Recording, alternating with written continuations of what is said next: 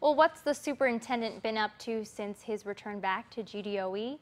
Last evening, Superintendent John Fernandez gave his first official monthly report, highlighting just a few of the issues he's been working on so far. Here's more.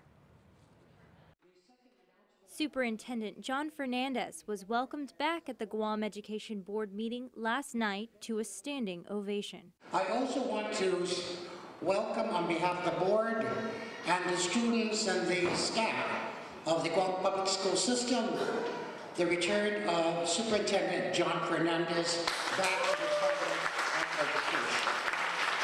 Thank you, sir, and welcome back. He's missed a large portion of the school year since he took voluntary administrative leave last August, followed by a controversial and highly publicized contract termination last fall.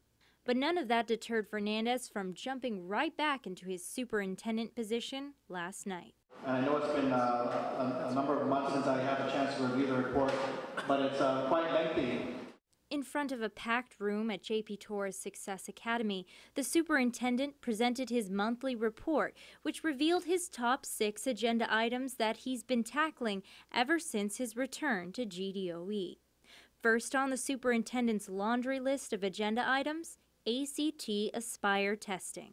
Number 1, April 3rd to May 19th, ACT Aspire and the SBA testing will occur in all of our schools. So I just want to raise that because in case you start to hear from parents and teachers and students, everybody getting excited to be able to take the exams towards the end of the school year. That's what's happening. That's the window that the schools are given to carry out the testing. Next up, the superintendent says they're expecting a visit from Sodexo in regards to bugs found in cafeteria food at UP Elementary.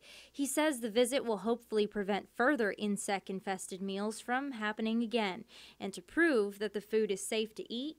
And what I'd like to do with them is to really go out there and eat some school lunches, make sure that we're all comfortable with the quality and the quantities and all of that, and then plan for the opening of the next school year.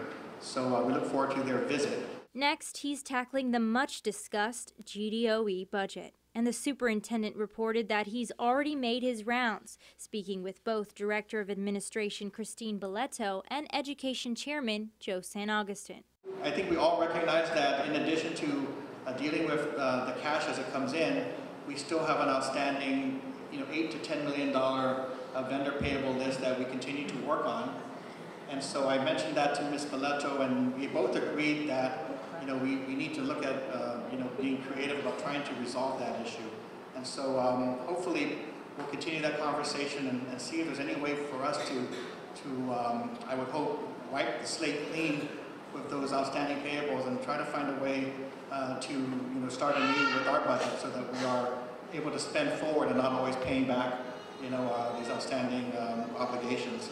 But I wanted to just let the board know that I did have an opportunity early, as soon as I returned, to get together with Director of DOA, Christine Belletto, and I know that there's been an ongoing reporting from DOA regarding the cash availability to the department. So I just wanted to recommit that we are working hand in hand with DOA, and they've informed us of their cash situation so that we can get a handle on the remaining months of our budget. Fernandez says Senator San Augustine has scheduled the hearing for GDOE's budget on Wednesday, April 12th at 1 p.m. And while he was on the subject of finances, Fernandez added that next month is collection time. April is the month for the final collection of real estate property taxes.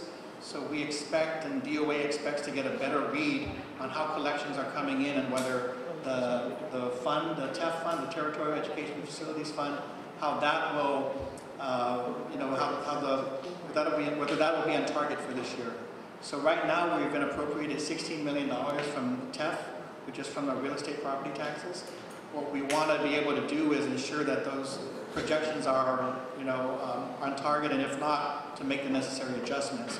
From there, the superintendent segued to the dilapidated conditions of Southern High School, which he says is in grave need for repair. I think it's really clear we've been focusing on the issues with the air conditioning in the gymnasium that had been out earlier this year for most of the school year. So just to update the board that the repairs are underway. The final issue he dedicated to discussing the contentious $100 million Simon Sanchez RFP. That this is still under protest. Right now it's before the OPA. It went to DPW. It was denied. It's now at the OPA. And the issues that were raised in the protest at the agency level were, number one, whether costs and price should be a factor in the rating of the proposals. And then the second issue is whether or not the procurement should be split.